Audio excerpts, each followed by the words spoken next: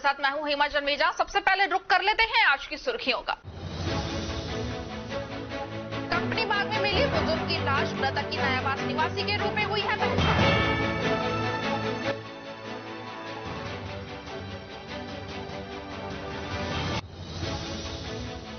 Nurses का 24वें दिन भी जारी रहा धरना, बहरोड ब्लॉक में 2 घंटे का किया कार्य बहिष्कार।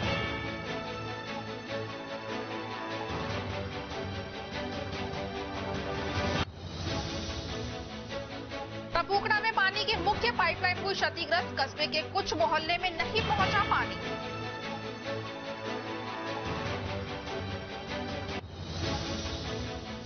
मुख्यमंत्री गहलोत ने इंदिरा गांधी स्मार्टफोन योजना का किया शुभारंभ, जिला स्तरीय कार्यक्रम राजऋषि महाविद्यालय में हुआ आयोजित।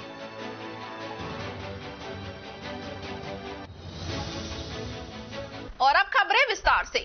अलवर के कंपनी बाग में एक शव मिलने से सनसनी फैल गई। लाश पार्क के रनिंग ट्रैक पर मिली है। मृतक की उम्र करीब 70 के आसपास है। 2 दिन में शहर के कंपनी गार्डन में लाश मिलने का यह दूसरा मामला है। हालांकि मामले की सूचना मिलने के बाद कोतवाली थाना पुलिस टीम मौके पर पहुंची। पुलिस आसपास से सबूत जुटाने और मृतक की पहचान करने की कोशिश कर रही है। पुलिस ने बताया कि कंपनी गार्डन में अज्ञात शव मिलने की सूचना मिली। मौके पर पहुंचे तो करीब 70 वर्षीय बुजुर्ग का शव पड़ा मिला। पुलिस द्वारा सभी एंगलों से जांच की जा रही है। फिलहाल शव को जिला अस्पताल की मोर्चरी में रखवाया गया। मृतक बुजुर्ग के बेटे ने बताया कि मेरे पिता रोज कंपनी बाग घूमने जाते हैं, लेकिन आज घूमने आए तो शाम तक घर नहीं पहुंचे तो परिजनों ने आसपास ढूंढा तो नहीं मिले। उसके बाद परिजनों को कोतवाली थाने से सूचना मिली कि कंपनी बाग में एक शव मिला है। उसी सूचना पर परिजन अस्पताल पहुंचे। अस्पताल आए तो शव की शिनाख्त की गई तो मृतक का नाम बद्रीनाथ निवासी नयाबास से होना हुई, जिसका पोस्टमार्टम करवाकर शव परिजनों को सुपुर्द कर दिया है। अभी पुलिस मामले की जांच कर रही है। कंपनी बाग में एक 70-75 साल के व्यक्ति मृत अवस्था में, इस सूचना पर हम यहाँ आए तो एक व्यक्ति अचेत अवस्था में पड़ा हुआ है कंपनी बाग में, जिसको ले जा करके और सरकारी हॉस्पिटल लेकर जा रहे हैं। इसके बाद जैसे इनके परिजनों का पता लगेगा उनको अवगत कराया जाएगा। कोई आधार कार्ड भी कुछ मिला तो देखते हैं भाई साहब, अभी तो पता कर रहे हैं, अभी पता लगा रहे हैं, जानकारी कर रहे हैं इनके परिजनों की। प्रथम दृष्टया लग रहा है। प्रथम दृष्टया तो अब जैसा डॉक्टर बताएंगे वैसा, बाकी तो अचेत लेटा हुआ है, इसके पास में हल्की सी उल्टी हो रखी है बस। रोटरी क्लब भिवाड़ी शक्ति द्वारा मॉडर्न पब्लिक स्कूल में छात्राओं को मासिक धर्म से संबंधित महत्वपूर्ण जानकारी को उपलब्ध करवाने के लिए एक सेमिनार का आयोजन किया गया। डॉक्टर गुंजन गोयल ने छात्राओं को मासिक धर्म से संबंधित जुड़ी भ्रांतियों के बारे में अवगत करवाया। मासिक धर्म के समय क्या क्या सावधानी बरतनी चाहिए, किन किन बातों का ध्यान रखना चाहिए, इन सभी महत्वपूर्ण विषयों पर प्रकाश डाला। पैड्स के विषय में भी जानकारी दी गई तथा 90 किट्स पुनः प्रयोग में लाए जा सकने वाले पैड्स का वितरण भी किया गया। सेमिनार में मॉडर्न पब्लिक स्कूल की डायरेक्टर ताप्ती चटर्जी, प्रधानाचार्य पीके साजू, जसवंत कौर सिक्का तथा आशा बोस उपस्थित रहे। रोटरी क्लब भिवाड़ी शक्ति की ओर से अध्यक्ष रितिबा नाहटा, सचिव सरिता श्रीवास्तव, पूर्व अध्यक्ष निशी पंडित, मीनाक्षी सोनी, विनीता तिकमानी, कविता चावला तथा नलिनी उपस्थित रहे। खबरों में वक्त तो चला है एक छोटे से ब्रेक का। ब्रेक के बाद जल्द लौटेंगे। आप बने रहिए अलवर न्यूज के साथ। तेज दिमाग, पैनी नजर और निर्णय लेने की क्षमता आपको बनाती है देश का स्वर्णिम भविष्य। नरेंद्र तिवारी IAS एकेडमी, जो कि है सभी प्रतियोगी परीक्षाओं के लिए सर्वश्रेष्ठ संस्था, जहां का उन्नत माहौल और सही मार्गदर्शन आपको RAS, IAS, शिक्षक, REET, SSC, railway, Delhi police, Rajasthan police, SI, patwari, STC और B.Ed जैसी प्रतियोगी परीक्षाओं में सफलता का रास्ता दिखाएगा। अलवर की सर्वश्रेष्ठ प्रतियोगी संस्था Narendra Tiwari IAS academy, railway station के पास, लिटिल बर्ड स्कूल के पीछे, नेहरू नगर, अलवर।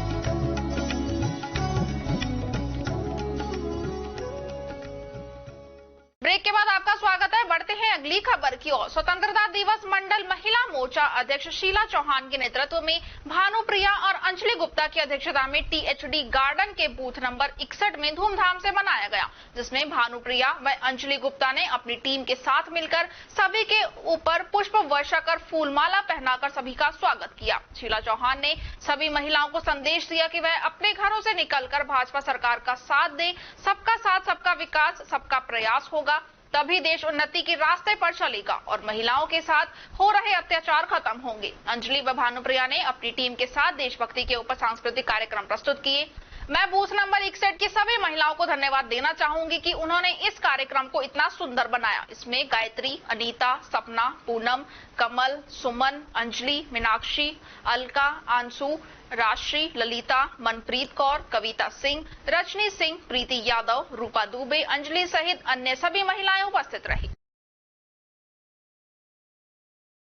राजस्थान संयुक्त नर्सेज संघर्ष समिति अलवर द्वारा जारी अनिश्चितकालीन धरने के 24वें दिवस सेवानिवृत्ति नर्सिंग अधीक्षक दयानंद यादव, दिनेश चावला, राजेश गुप्ता ने कालाकुआं सैटेलाइट हॉस्पिटल से राकेश जैन, सत्यवान मिश्रा, सुरेश मीणा व संघर्ष समिति सदस्य राकेश नथेड़िया को धरने पर बैठाया। संघर्ष समिति सदस्य देवकी नंदन मीणा, राहुल यादव ने बताया कि जिलाध्यक्ष राजपाल सिंह यादव के नेतृत्व में प्रतिनिधि मंडल जिला कलेक्टर के नाम 16 तारीख से 2 घंटे जिले के समस्त चिकित्सा संस्थानों में कार्य बहिष्कार तथा 23 अगस्त को सामूहिक अवकाश व जयपुर में आयोजित महारैली की सूचना तथा मुख्यमंत्री के नाम 11 सूत्रीय मांग पत्र को लेकर अतिरिक्त जिला कलेक्टर शहर नवीन यादव को ज्ञापन प्रस्तुत किया गया। संघर्ष समिति सदस्य शशिपाल यादव, भगवंत सिंह नरूका ने बताया कि बहरोड ब्लॉक में ब्लॉक अध्यक्ष ईश्वर यादव, उपाध्यक्ष अतर सिंह यादव, ग्रामीण अध्यक्ष अशोक यादव के नेतृत्व में प्रदेश सचिव सुनील यादव, जिला प्रभारी गणेश यादव की उपस्थिति में संपूर्ण ब्लॉक में कार्य बहिष्कार किया तथा जिला चिकित्सालय बहरोड में गेट मीटिंग कर प्रदर्शन किया गया। इसके पश्चात उपखंड अधिकारी को रैली निकालकर ज्ञापन प्रस्तुत किया गया तथा प्रमुख चिकित्सा अधिकारी जिला चिकित्सालय बहरोड को ज्ञापन दिया गया। इस अवसर पर सैकड़ों की संख्या में नर्सेज उपस्थित थे। कार्य बहिष्कार के दौरान आपातकालीन सेवाओं का सुचारू रखा गया। इस अवसर पर सुखपाल वर्मा, गौरी शंकर गुप्ता, राजेश गुप्ता, दिलीप यादव, पदम यादव, संजय शर्मा, विजय वर्मा, राजकुमार यादव, मुकेश मीणा, बनवारी लाल गुर्जर, गोविंद सिंह, राजेश जायसवाल, गुंटर सिंह, वेद यादव, मोहित यादव सहित अनेक नर्सेज उपस्थित थे।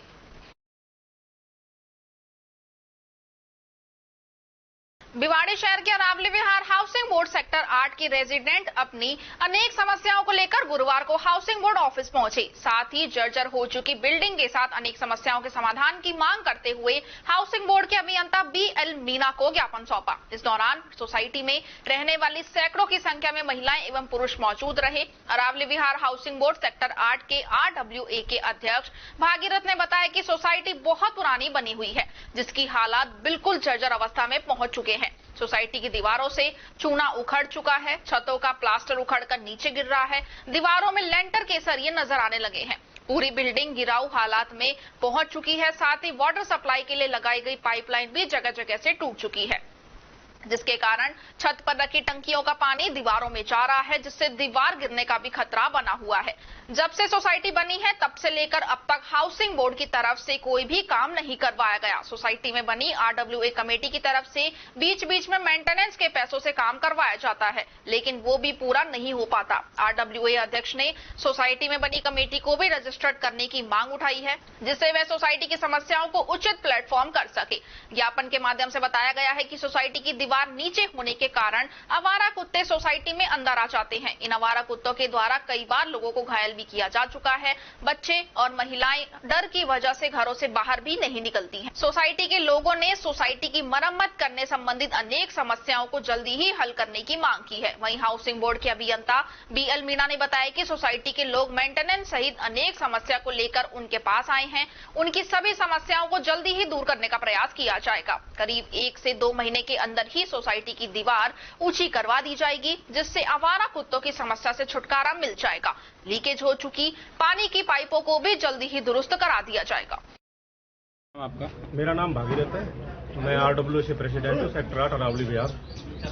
आज आप हाउसिंग बोर्ड आए हैं, क्या समस्या लेकर आए? समस्याएं हाउसिंग बोर्ड से जो भी मरम्मत का काम था, सोसाइटियों की हालत जर्जर हो रही थी। दूसरा, मैंने RW के लिए नामांकन, मेरा सारा काम हो गया था, वो रुका हुआ था, उसके लिए आए हैं कि भाई किसी को इंडिविजुअल ना किया जाए और जो भी काम हो सोसाइटी का RW की देखरेख में हो। तो अभी हाउसिंग बोर्ड कोई काम नहीं करवा रहा होता? अभी तक कोई काम नहीं करा रहा था। आज आश्वासन दिया है हमें काम कराने का और आगे हमको यही क्या आपकी कहेंगे। कुछ उम्मीद जगी है कि अभी काम हो उम्मीद पाएगा? जगी है, सोसाइटी सारी साथ आई है मिलके, तो उम्मीद तो वैसे भी बहुत ज्यादा जगी है। सोसाइटी से लगभग कितने लोग आए होंगे आपके साथ? लगभग 320 फ्लैट में लगभग 250 के करीब मेरे साथ सब लोग, घर से एक बंदा आया है, चाहे वो महिला हो या पुरुष हो, घर से एक बंदा आया। जो आपकी सोसाइटी बनी हुई है, इसमें कोई इंटरफेयर भी कर रहा है क्या? सोसाइटी इंटरफेयर में 2-3 लोग कर रहे हैं, ज्यादा मात्रा में नहीं है, 3 या 4 लोग कर रहे हैं, फर्जी मेल डाल रहे हैं, झूठा नाम लिख के फर्जी साइन करके यहाँ लोगों को भड़काओ। तो इसकी कंप्लेंट कभी आपने दी गई?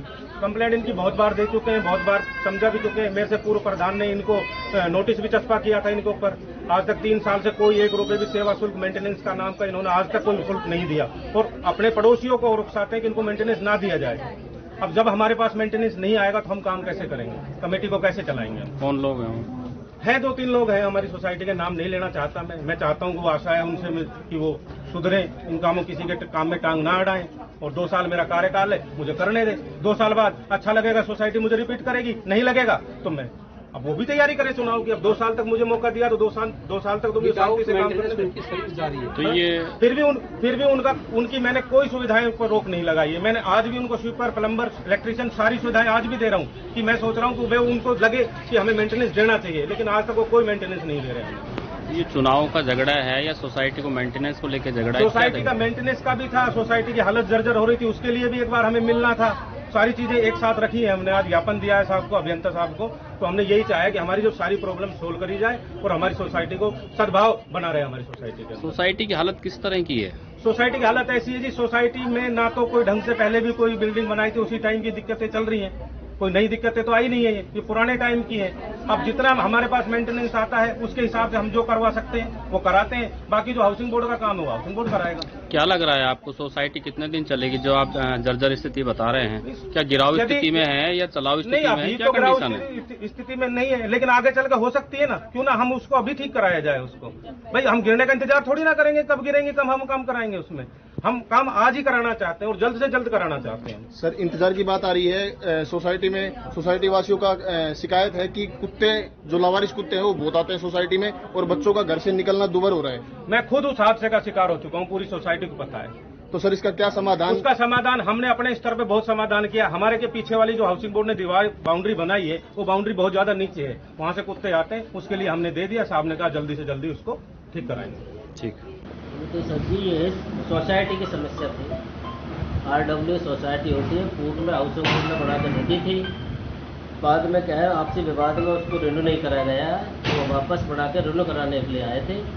उस पर हो जाएगा जल्दी रिन्यू होने के बाद में जो भी हमारे पास पैसा जमा है उनको ट्रांसफर कर देंगे। मेंटेनेंस की समस्या बता रहे थे, सोसाइटी जर्जर अवस्था में हो चुकी है, पानी टपक रहा है, छत भी गिरने पे कगार पे है, खतरा बना हुआ है, उस समस्या का क्या समाधान? उसमें ऐसा छतों को छोड़ के बाकी जो उनका डेवलपमेंट का है, बाउंड्री का है, सीवर का है, वो जो भी काम है उसको हम करवा दिया जाएगा सीधे। कब तक टाइम बाउंड आपने दिया है? 2 से 3 महीने में हो जाएगा। ये बाउंड्री वाल का है, प्रक्रिया है इसकी हमारे क्या एंड हो जाती है, आएगी टेंडर होगा, जो भी उसमें टाइम लगता है 2 या 3 महीने। कुत्तों की समस्या बता रहे थे, आवारा कुत्ते दीवार फांद कर चले जाते हैं, छोटी दीवार है, बच्चों को भी कई बार घायल कर चुके हैं, महिलाएं भी घायल हो चुकी हैं। कुछ समस्या का निदान आपने दिया? हाँ, वो उसी का ढाने, वो कोई गाँव बड़े रह रहे हैं पहले से कोई बने हुए ढाने, उसकी साइड में कोई नीचे दीवार है, उसी के लिए बोला तो उसको करा दिया जाए। विश्व आदिवासी दिवस पर अलवर जिला मुख्यालय पर आदिवासी मीणा समाज की ओर से भूगोर तिराहे पर रंगारंग सांस्कृतिक कार्यक्रम और रक्तदान कार्यक्रम हुआ। यह कार्यक्रम दिन भर चला, जिसमें 101 यूनिट रक्तदान किया गया। इसमें भारी संख्या में महिलाओं ने भी रक्तदान किया। शाम को रंगारंग सांस्कृतिक कार्यक्रम हुए, जिसमें मीणा वाटी गीतों पर युवाओं और कलाकारों ने जमकर नृत्य किया। कार्यक्रम का उद्घाटन विधायक जौहरी लाल मीणा ने किया। इसमें कई भारतीय पुलिस और प्रशासनिक सेवा के अधिकारियों ने भाग लिया। पार्षद रवि मीणा ने सभी को आदिवासी दिवस पर बधाई दी। इस अवसर पर बिरसा मुंडा के चित्र पर माल्यार्पण अर्पित किया गया। इस अवसर पर श्री राम मीणा, रवि मीणा, धर्मेंद्र सरपंच, हरिकिशन आदि ने अपने अपने विचार व्यक्त किए। लेकिन जैसे हर वर्ष की बात ही हम आदिवासी 9 अगस्त को आदिवासी दिवस मनाते हैं, वैसे ही आज आदिवासी दिवस हम बनाया जा रहा है। हमारे लिए एकता का जो एक माहौल हम क्रिएट कर रहे हैं, जो आदिवासियों के साथ दुर्व्यवहार किया गया शुरू से, उसको मिटाने के लिए, आदिवासी कौम को जगाने के लिए इस तरह का प्रोग्राम हम कर रहे हैं। हम गहलोत साहब का भी बहुत बहुत धन्यवाद देते हैं। उन्हें हमारे आदिवासी दिवस पर जो राष्ट्रीय अवकाश घोषणा की, उनके लिए भी हम उनको बहुत बहुत धन्यवाद देते हैं। भिवाड़ी की यूआईटी थाना पुलिस ने अवैध हथियार रखने वाले बदमाशों के खिलाफ भिवाड़ी यूआईटी थाना पुलिस ने बड़ी कार्रवाई करते हुए अवैध हथियार तस्कर व हिस्ट्री शीटर नरेंद्र उर्फ शूटर रहित यादराम व मोती को गिरफ्तार कर लिया है। साथ ही पुलिस ने इनके कब्जे से 10 रिवॉल्वर, पिस्टल सहित अवैध देसी कट्टे व 23 जिंदा कारतूस बरामद किए हैं। बदमाश अलवर, भिवाड़ी, बानसूर, बहरोड सहित आसपास के क्षेत्र में अन्य बदमाशों को हथियारों की सप्लाई करते थे। साथ ही अपनी अलग से गैंग बनाकर लोगों में डर पैदा करना चाह रहे थे। भिवाड़ी में लूटपाट व डकैती की योजना बनाकर लोगों से फिरौती मांगने की योजना बनाने के मकसद से आए थे। इनमें से बदमाश यादराम बानसूर में एक व्यापारी से 50 लाख रुपए की फिरौती मांगने के मामले में भी फरार चल रहा था। साथ ही बदमाश मोती पुलिस थाना सरुंड व पनियाला में कई मामलों में फरार चल रहा था। आईपीएस सुजीत शंकर ने गुरुवार को मामले का खुलासा करते हुए बताया कि क्षेत्र में अवैध हथियार तस्करों के खिलाफ चलाए जा रहे अभियान के तहत यूआईटी थानाधिकारी सचिन शर्मा व हेड कांस्टेबल सत्यपाल और राकेश कुमार को सूचना मिली थी कि बाबा मोहन राम काली खोली धाम के पास एक लड़का पिट्ठू बैग लगाकर बैठा है, जिसमें अवैध हथियार हो सकते हैं। पुलिस जब मौके पर गई तो यह बदमाश पुलिस को देखकर भागने लगा। इसके साथ 2 अन्य बदमाश भी भागने लगे। पुलिस ने घेरा लेकर तीनों ही को धर दबोचा। साथ ही इनके कब्जे से 3 अवैध देसी पिस्टल, 1 अवैध रिवॉल्वर, 6 अवैध देसी कट्टे सहित 23 जिंदा कारतूस बरामद किए हैं। पुलिस के द्वारा कड़ाई से की गई पूछताछ में बदमाशों ने बताया कि तीनों ही अलग अलग गैंग में काम करते हैं और तीनों एक साथ मिलकर एक नई गैंग तैयार करने की योजना बना रहे थे। साथ ही क्षेत्र में अवैध हथियारों की तस्करी कर मोटा मुनाफा कमाने का प्लान था। भिवाड़ी में बदमाशों की एक नई गैंग बनाकर यहां के व्यवसायियों व व्यापारियों पर फायरिंग कर उनसे फिरौती मांगने की योजना बना रहे थे। पुलिस की पूछताछ में आरोपी यादराम ने बताया कि गत 25 जुलाई को बानसूर में एक व्यापारी की दुकान पर उनके द्वारा फायरिंग की गई थी। साथ ही अपने आप को एमपी गुर्जर गैंग का बदमाश बताकर 50 लाख रुपए फिरौती देने की पर्ची डाली गई थी। साथ ही व्यापारी को धमकाया गया था कि अगर पैसे नहीं दिए तो उसके परिवार को जान से मार दिया जाएगा। फिलहाल पुलिस ने बानसूर के माजरा रावत के रहने वाले यादराम, 19 वर्षीय पुत्र राम स्वरूप गुर्जर, बिहारी पुत्र नांगल चौधरी, हरियाणा के रहने वाले नरेंद्र उर्फ शूटर, 21 पुत्र रामेश्वर गुर्जर सहित मैनपुर बानसूर के रहने वाले मोती, 22 वर्षीय पुत्र बलबीर जाट को गिरफ्तार कर लिया है और इनके कब्जे से अवैध हथियारों का जखीरा भी बरामद किया है। आईपीएस सुजीत शंकर ने बताया कि तीनों ही आरोपियों के खिलाफ हरियाणा सहित राजस्थान में चोरी, डकैती, लूटपाट, फायरिंग सहित अवैध हथियार रखने व बेचने जैसी अनेक गंभीर धाराओं में दर्जनों मामले दर्ज हैं। फिलहाल आरोपियों से पुलिस पूछताछ करने में जुटी हुई है। से के खिलाफ जो कार्रवाई चल रही है उसी में ये एक स्टेप है। इसमें सतपाल हेड कांस्टेबल है, राकेश हेड कांस्टेबल है और सचिन जो सब इंस्पेक्टर और भिवाड़ी फेज 3 का एसएचओ है।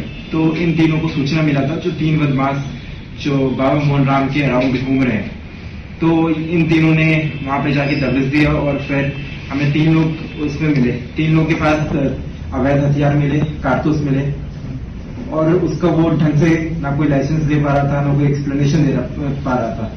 तो इसमें टोटल हमने 10 अवैध हथियार और 23 कारतूस और 3 लोगों को गिरफ्तार किया है। जो ये 3 लोग हैं उसमें एक नरेंद्र है जो एचएस है नांगल चौधरी थाने का, दूसरा है यादराम जो अभी बानसूर में फायरिंग हुआ था उसमें वांछित है और तीसरा हमारा मोती है जो सरुंड और पनियाला थाने में वांछित चल रहा है। तो इन तीनों को गिरफ्तार किया गया। ये कहां से हथियार लेके आते थे लोग? एज सच जो हथियार का डिटेल्स है वो तीनों गोल मटोल आंसर दे रहे हैं। जो हमें अभी तक क्लियर हुआ है उसमें तो ये लग रहा है जो ये यूपी और एमपी से ये सब जो अवैध हथियार है वो कैरी किया है। सर क्या इनका मोटिव रहा होगा इनका भिवाड़ी क्षेत्र में आने का कि भारी मात्रा में जो जखीरा लेके आए, क्या मोटिव रहा होगा? क्या किसी को बेचना चाहते थे या कोई दहशत फैलाना चाहते थे? एग्जैक्टली ये तो कुछ हमें डायरेक्टली बता नहीं रहे क्या करना चाहते हैं, बट जो इनका पुराना रिकॉर्ड रहा है जो इस तरह के अवैध काम करने का जिसमें दहशत फैलाना हुआ और अवैध वसूली का या किसी से मिलने आए होंगे, तो इसमें हमारे पूछताछ जो हो रहा है उसमें वो क्लियर आंसर नहीं कर रहे हैं। भिवाड़ी में सर पहले कोई वारदात कर चुके हैं या पहली बार आए थे यहाँ पे? पहले कोई इस तरह का वारदात तो हमारे सामने अभी नहीं आया, लेकिन अभी हम जब इन्वेस्टिगेशन करेंगे तो उसमें क्लियर होगा। जो ये पहले कभी आ रखे हैं या किसी मुकदमे वांछित है तो वो क्लियर आउट हो पाएगा। मुख्यमंत्री अशोक गहलोत ने आज इंदिरा गांधी स्मार्टफोन योजना का बीएम बिड़ला सभागार जयपुर से शुभारंभ किया। इसी कड़ी में जिला स्तरीय कार्यक्रम राष्ट्रीय भर्तृ मत्स्य विश्वविद्यालय में आयोजित हुआ। इस दौरान मुख्यमंत्री ने लाभार्थियों से संवाद भी किया। जिला कलेक्टर पुखराज सेन ने बताया कि योजना में प्रथम चरण में 40 लाख महिला लाभार्थियों को telecom regulatory authority of India TRAI से अधिकृत टेलीकॉम सर्विस प्रोवाइडर के माध्यम से स्मार्टफोन एवं सिम में डेटा कनेक्टिविटी का वितरण किया गया है। लाभार्थी शिविरों में अपने पसंद के स्मार्टफोन चुन सकेंगे। इसके लिए लाभार्थियों को स्मार्टफोन में सिम के लिए 6800 रुपए DBT के माध्यम से ई-वॉलेट में जमा करा दिए गए हैं। उन्होंने बताया कि इंदिरा गांधी स्मार्टफोन योजना के प्रथम चरण में सरकारी विद्यालयों में अध्ययनरत कक्षा 9 से 12 तक की बालिकाओं, विधवा, एकल नारी पेंशन प्राप्त कर रही महिलाओं, सरकारी महाविद्यालय, ITI, पॉलिटेक्निक में अध्ययनरत छात्राओं, मनरेगा के तहत 100 दिवस कार्य करने वाली महिला मुखिया तथा इंदिरा गांधी शहरी रोजगार गारंटी योजना के तहत 50 दिवस कार्य करने वाली महिलाओं का चयन किया गया है। चयनित लाभार्थियों को दूरभाष में अन्य माध्यम से निर्धारित दिनांक को शिविर के योजना के तहत स्मार्टफोन लेने आने के लिए सूचित किया गया है। उन्होंने बताया कि जिन लाभार्थियों को सूचित किया गया है वे लाभार्थी ही निर्धारित दिनांक को शिविर में स्मार्टफोन लेने आए और इस संबंध में जन सूचना पोर्टल व टोल फ्री नंबर 181 पर भी जानकारी ले सकती हैं। साथ ही महिलाओं द्वारा अपनी पात्रता की जांच जन सूचना पोर्टल और ई-मित्र प्लस मशीन के जरिए की जा सकती है। शेष लाभार्थियों को योजना के आगामी चरणों में मोबाइल फोन का वितरण किया जाएगा, जिनको इस संबंध में पहले ही सूचित किया जाएगा। आज RR कॉलेज और राजगढ़ में मोबाइल दिए जा रहे हैं। 16 अगस्त से कला कॉलेज और जिले के सभी उपखंड क्षेत्र पर मोबाइल वितरण किए जाएंगे। ये योजना 2 महीने तक चलेगी। जिला कलेक्टर ने बताया कि इंदिरा गांधी स्मार्टफोन योजना के जिला स्तरीय कार्यक्रम के लिए नगर विकास न्यास के सचिव अशोक कुमार योगी को प्रभारी अधिकारी मोबाइल नंबर 9828699961 को एवं सूचना और प्रौद्योगिकी विभाग के कार्यवाहक संयुक्त निदेशक चारुल अग्रवाल को सहायक प्रभारी नियुक्त किया गया है। उन्होंने जिला स्तरीय अधिकारियों एवं उपखंड अधिकारियों को निर्देशित किया है कि इंदिरा गांधी स्मार्टफोन योजना में जिले के समस्त सफल क्रियान्वयन के लिए आपसी समन्वय से कार्य करते हुए महिलाओं को स्मार्टफोन का वितरण करावें तथा सुनिश्चित करें कि इसमें किसी भी प्रकार की अव्यवस्था न हो। उन्होंने निर्देश दिए कि संबंधित क्षेत्र में लगाए जाने वाले शिविरों की जानकारी के लिए व्यापक प्रसार प्रचार करवाया जाए, जिससे योजना के तहत पात्र महिलाओं को योजना का लाभ मिल सके। जो शहर में है उसमें हम 2 कैंप रखेंगे। एक कैंप ये RR कॉलेज में रहेगा और एक कैंप जो है बाबू शोभाराम आर्ट्स कॉलेज है उसमें रहेगा। अभी ये जो कैंप है ये कैंप हमारा आज से शुरू हो गया है। वो जो आर्ट्स कॉलेज वाला कैंप है वो दिनांक 16 से शुरू हो जाएगा। ऐसे ही आज राजगढ़ में भी हमारा कैंप शुरू हो गया है और जो शेष हमारे उपखंड है उनमें 16 से कैंप शुरू हो जाएंगे। और इन कैंपों का जो सूचना है, जो इनमें लाभार्थी है उनकी सूचना उनका जो भी जनाधार में मोबाइल नंबर दिया हुआ है उस नंबर पर उनको सूचना चली जाएगी और हमारे जो कार्मिक है वहाँ पर उनको डोर टू डोर इन्फॉर्मेशन भी देंगे और उसके आधार पर वो लोग जो लाभार्थी हैं जिस दिन के लिए जिनको मिलना है उनको उस दिन कैंप में आना है। और वो कैंप में आकर के जो आपने यहाँ व्यवस्था देखी है कि 6 जोन बनाए गए हैं, हेल्प डेस्क अलग से बनाई गई है, उस सारी जो व्यवस्था है उसके तहत वो सभी अपना मोबाइल फोन प्राप्त कर सकेंगे। प्रथम चरण में कितने लाभार्थी हैं, संख्या कितनी रहेगी? हमारे यहाँ पर 1,38,000 जो है पुराना जो जिला जिस तरह से था वो सारी व्यवस्था चूंकि पुराने आदेश जारी हुए उसमें 1,38,000 जो है महिला लाभार्थी हैं उनको फोन मिलेगा। तो जिला मुख्यालय पे ही मिलेगा ये? नहीं, ये सभी उपखंड मुख्यालय पर जो पंचायत समिति मुख्यालय हमारे वहाँ पर रहेगी व्यवस्था। वहाँ ग्राम पंचायत स्तर के लोग वहाँ पे आएंगे और बाकी जो जिला मुख्यालय का यहाँ पर जो कैंप होगा, ये जो 2 कैंप है ये अलवर नगर परिषद क्षेत्र उनके लिए। पहले चरण कब तक पूरा हो जाएगा सर? ये अभी 2 महीने चलेंगे कैंप लगातार। हम इनका शेड्यूल जो है वो आप लोगों को जारी करते हैं। खबरों में वक्त तो चला है एक छोटे से ब्रेक का। ब्रेक के बाद जल्द लौटेंगे, आप बने रहिए अलवर न्यूज के साथ। मुकेश मीणा, पूर्व IPS, पूर्व DGP गोवा एवं विशेष पुलिस कमिश्नर दिल्ली पुलिस की ओर से एक संदेश। राजगढ़ लक्ष्मणगढ़ विधानसभा क्षेत्र के सभी सर्व समाज बंधु एक रहें, नेक बने एवं आपसी प्रेम, सद्भाव, सौहार्द, सहिष्णुता, बंधुत्व एवं सामाजिक समरसता के साथ खुशनुमा माहौल में एक साथ मिलकर क्षेत्र का युवा सोच के साथ विकास करें। सर्व समाज की बेहतरी एवं क्षेत्र के समग्र विकास के लिए संघर्षरत युवाओं के साथ हैं। इनके सेवानिवृत्ति के उपरांत सर्व समाज के साथ मिलकर समाज सेवा को अपना लक्ष्य बनाना है। यदि इनका प्रशासनिक अनुभव समाज की बेहतरी के लिए काम आसान कर सकता है तो एक बार सेवा का मौका अवश्य दे। हमारा पता है मुकेश कुमार मीणा, पूर्व IPS, पूर्व DGP गोवा एवं विशेष police commissioner Delhi police. Mobile number 7718100001। Break के बाद आपका स्वागत है। बढ़ते हैं अगली खबर की ओर। राजगढ़ मंडावर सड़क मार्ग पर देर शाम अवैध रूप से खनित पत्थरों से भरा ट्रैक्टर को जब्त किया गया है। साथ ही चालक ओडपुर निवासी प्रकाश को गिरफ्तार किया है। क्षेत्रीय वन विभाग के वनकर्मी मुरारी लाल शर्मा ने बताया कि बुधवार की देर शाम एक चालक अवैध रूप से खनित पत्थरों से भरी ट्रैक्टर ट्रॉली को राजगढ़ मंडावर सड़क मार्ग पर स्थित लपाला ग्राम के समीप तेज गति से ले जा रहा था। रुकने का इशारा किया लेकिन वह नहीं रुका, जिससे पीछा कर ट्रैक्टर व पत्थरों से भरी ट्रॉली जब्त कर चालक को गिरफ्तार कर वन अधिनियम में मामला दर्ज कर कार्रवाई शुरू कर दी गई है। गोविंदगढ़ कस्बे में डाक विभाग की ओर से तिरंगे झंडे का वितरण किया जा रहा है। केंद्र सरकार की योजना के अंतर्गत स्वतंत्रता दिवस पर घरों में तिरंगे झंडे को फहराने को लेकर प्रत्येक डाकघर में ये तिरंगे झंडे वितरण किए जाएंगे। ये तिरंगा झंडा 25 रुपए का मिलेगा। इसी कड़ी में भारतीय जनता पार्टी की ओर से भाजपा नेता सुखवंत सिंह ने गोविंदगढ़ के डाकघर में जाकर उप डाकपाल कपिल गोयल से 100 तिरंगे झंडे खरीदे। उप डाकपाल ने बताया कि पोस्ट ऑफिस में जनता की मांग के अनुरूप तिरंगे झंडे मंगाए गए हैं। झंडे 25 रुपए के हिसाब से मिलेंगे।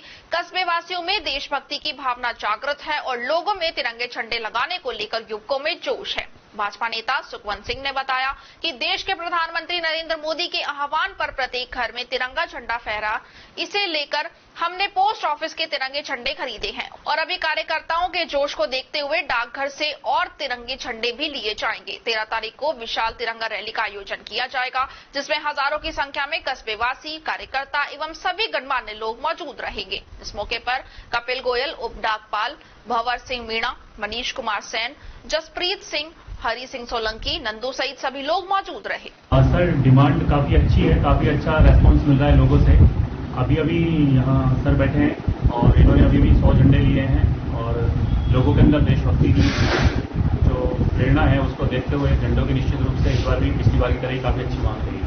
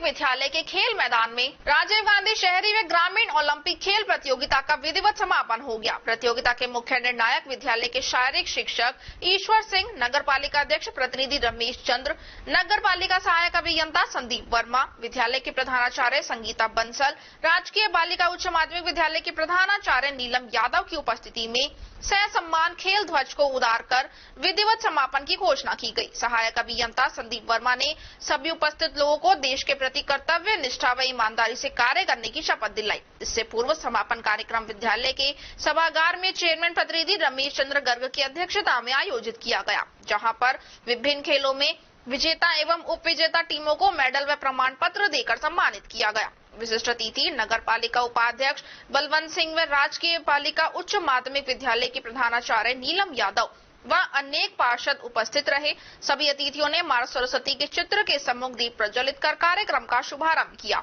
यूसीईओ व प्रधानाचार्य संगीता बंसल द्वारा समस्त अतिथियों का स्वागत उद्बोधन द्वारा किया गया।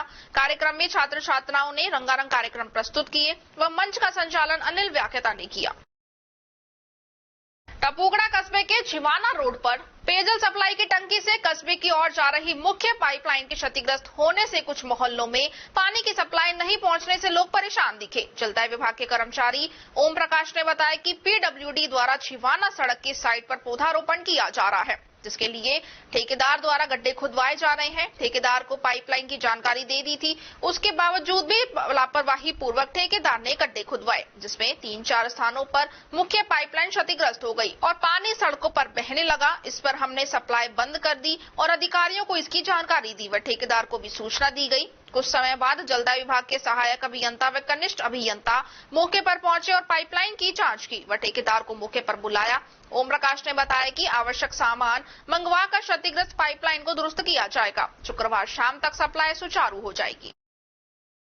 टपुकड़ा में मेरी माटी मेरा देश, माटी को नमन, वीरों का वंदन कार्यक्रम के तहत टपुकड़ा नगर पालिका द्वारा आज टपुकड़ा के अमर शहीद नायक उन्नस खान की स्मृति पट्टिका का नुह रोड पर खेल मैदान के समीप स्थापन किया। इस अवसर पर राजकीय उच्च माध्यमिक विद्यालय की प्रधानाचार्य संगीता बंसल, राजकीय बालिका उच्च माध्यमिक विद्यालय की प्रधानाचार्य नीलम यादव व पार्षद मंजू ने शहीद की वीरांगना मजीदन उन्नस खान को शॉल ओढ़ाकर सम्मानित किया। उनके पुत्र पटवारी अख्तर खान ने बताया कि उनके पिता उन्नस खान भोंकर में रहते हुए सन 1980 में सेना में सैनिक के रूप में भर्ती हुए थे। बाद में पदोन्नत होकर नायक बन गए। 1992 में चीन के खिलाफ ऑपरेशन रिहनो के दौरान उनके सीने में दुश्मन की गोली लग गई और वह भारत माता की रक्षा करते हुए शहीद हो गए। उन्होंने बताया कि भारत सरकार व राजस्थान सरकार से उन्हें सभी तरह का सहयोग मिल रहा है। नगर पालिका अध्यक्ष प्रतिनिधि रमेश चंद्र गर्ग, नगर पालिका के एएन संदीप वर्मा व पार्षद उन्हें शहीद के सम्मान में 2 मुट्ठी मिट्टी डालकर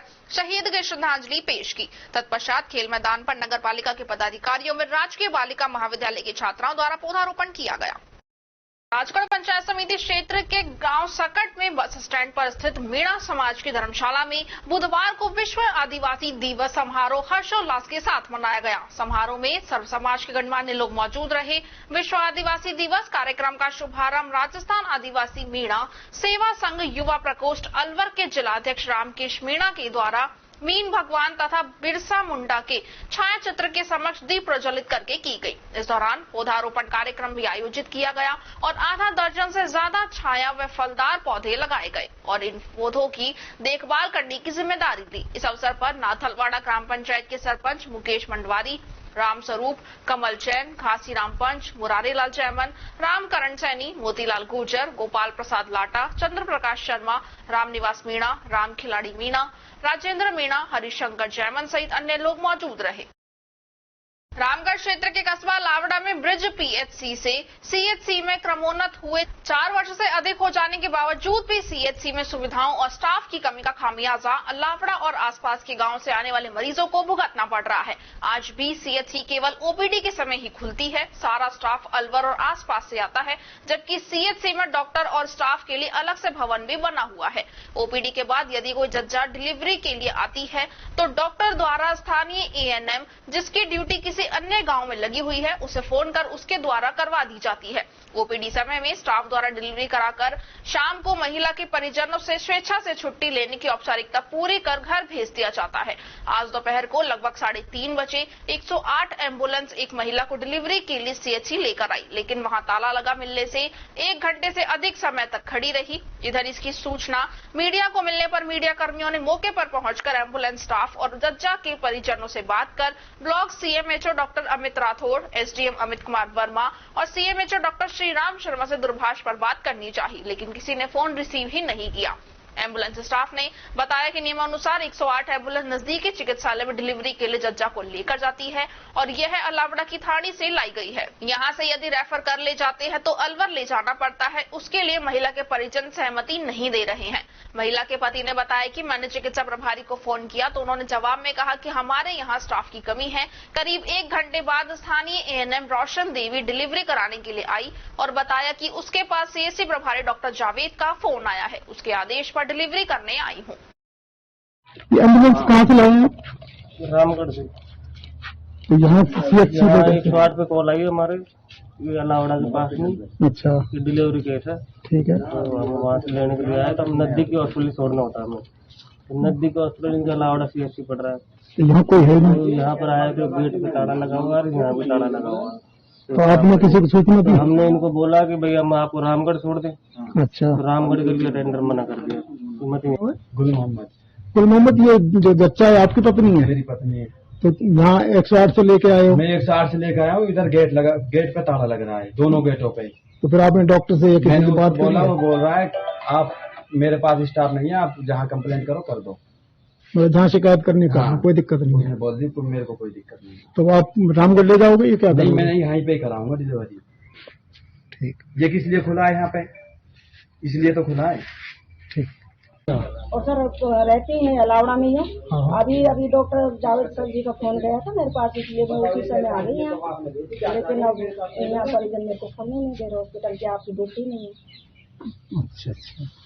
नहीं सर, मैं अभी राज्य महिला आयोग राजस्थान की अध्यक्ष श्रीमती रेहाना रियाज का आज जयपुर से दिल्ली जाते वक्त भिवाड़ी में स्वागत किया गया। एडवोकेट मोहिनी विजय सिंह महासचिव प्रदेश महिला कांग्रेस कमेटी राजस्थान के द्वारा आशियाना गुलमोहर पार्क भिवाड़ी में स्वागत किया गया। स्वागत कार्यक्रम में सुनील बंसल अध्यक्ष आशियाना गुलमोहर पार्क भिवाड़ी, प्रवीण लांबा अध्यक्ष BIIF भिवाड़ी, विजय सिंह महासचिव जिला कांग्रेस कमेटी अलवर हीना बंसल, बबीता जैन, आशा तिवारी, मुकेश पहलवान, कुलदीप दायमा आदि लोग उपस्थित रहे।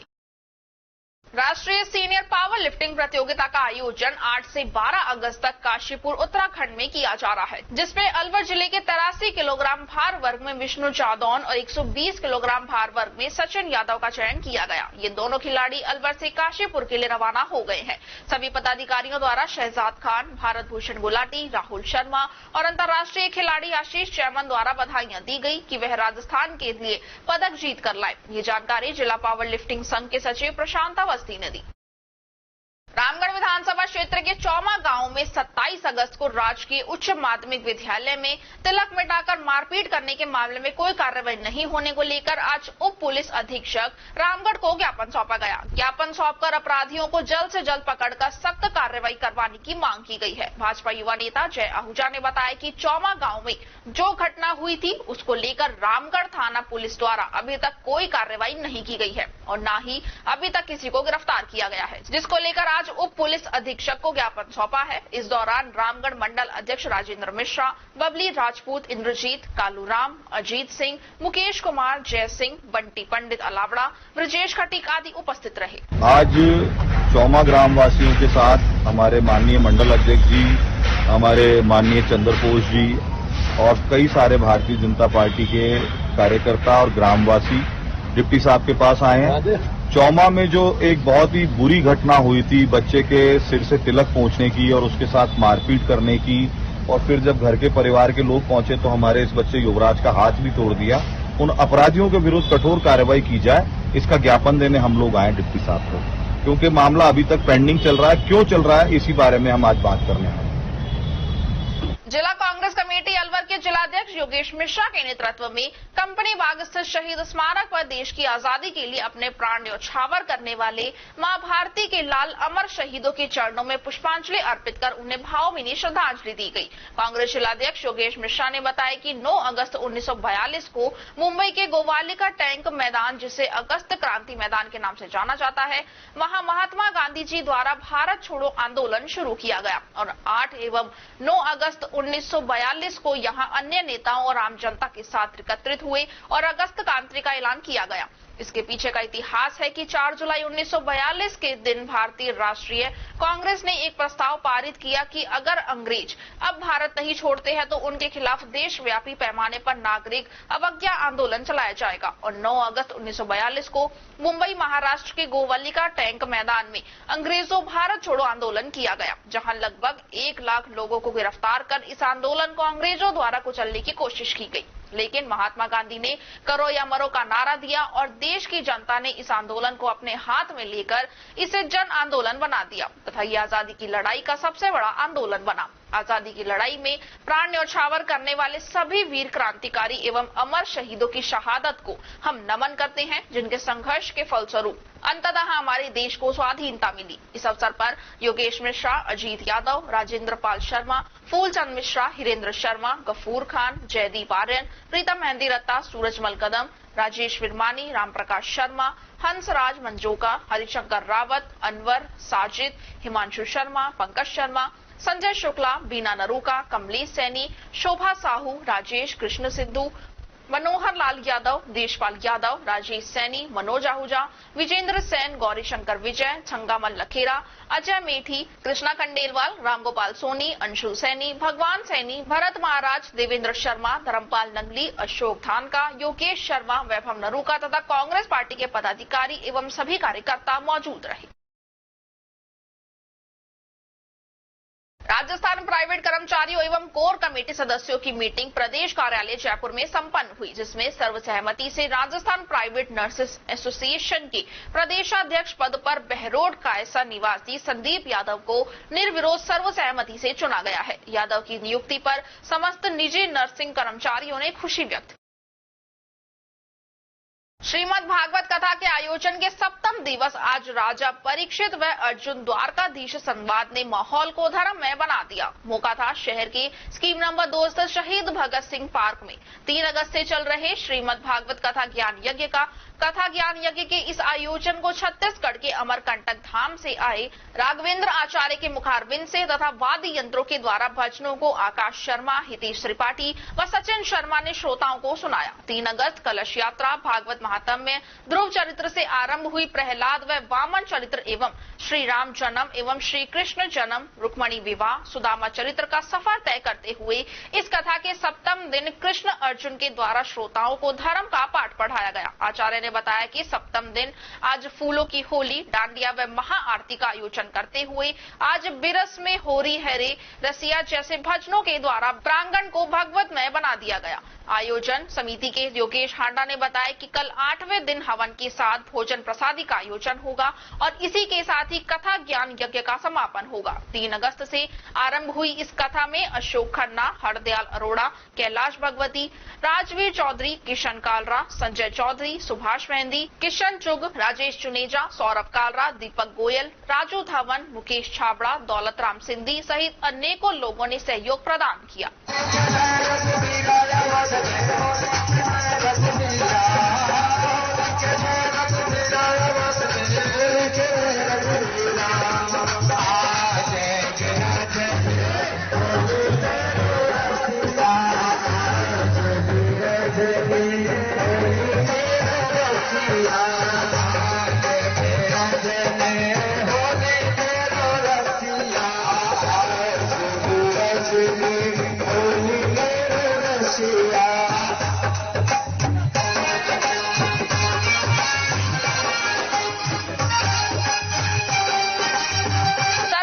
राष्ट्र उत्थान सेवा समिति के सभी राम सेवक ने गणेश को बागेश्वर धाम सरकार के धीरेन्द्र कृष्ण शास्त्री के श्रीमुख से होने वाली हनुमंत कथा का निमंत्रण बहुत ही भाव विभोर होकर दिया। भगवान गणेश से प्रार्थना की गई कि कथा का कार्य निर्विघ्न पूरा हो। अन्नपूर्णा माता से प्रार्थना की गई अन्न धन का भंडार रहे। इस अवसर पर सभी राम सेवक एवं समाज के अन्य वरिष्ठ लोग उपस्थित थे। अंत में सभी ने जयकारा लगाकर गणेश महाराज के जयकारे लगाकर देसी घी के लड्डुओं का प्रसाद वितरण किया गया तथा बागेश्वर धाम की जयकारे लगाए गए। द अर्थ फाउंडेशन की ओर से स्कीम नंबर 2 स्थित एक खाली मैदान में पौधारोपण किया गया। फाउंडेशन के फाउंडर युवराज प्रधान ने बताया कि कोरोना महामारी से सीख लेकर उन्होंने फाउंडेशन की शुरुआत की। ये फाउंडेशन अब तक 4000 से अधिक पेड़ पौधे लगा चुकी है। स्कीम नंबर 2 की पार्षद श्रीमती देवेंद्र कौर ने इन पेड़ों की देखभाल करने का जिम्मा उठाया है। कार्यक्रम में बेलपत्र, अनानास व अन्य 3 छायादार पौधे लगाए। कार्यक्रम में टीम ने 5 पौधे लगाए। टीम के सदस्यों में अलवर न्यूज चैनल की एंकर कशिश और दैनिक अलवर न्यूज की रिपोर्टर हेमा जलवेजा ने भी साथ दिया और अर्थ फाउंडेशन के इस कार्य की सराहना की और बताया कि जहां आज की युवा पीढ़ी गलत राह पर जा चुकी है, वहीं फाउंडेशन के सदस्य एक अच्छा संदेश आने वाली पीढ़ी और आज की युवा पीढ़ी को दे रहे हैं। इस कार्यक्रम में युवराज प्रधान, हर्षित, कनिष्का, कशिश, स्थानीय पार्षद देवेंद्र कौर, पार्षद पति मिंटू सरदार, इसी के साथ टीम के अन्य सदस्य व स्थानीय निवासी मौजूद रहे। खबरों में बस इतना ही। आप बने रहिए अलवर न्यूज के साथ। नमस्कार।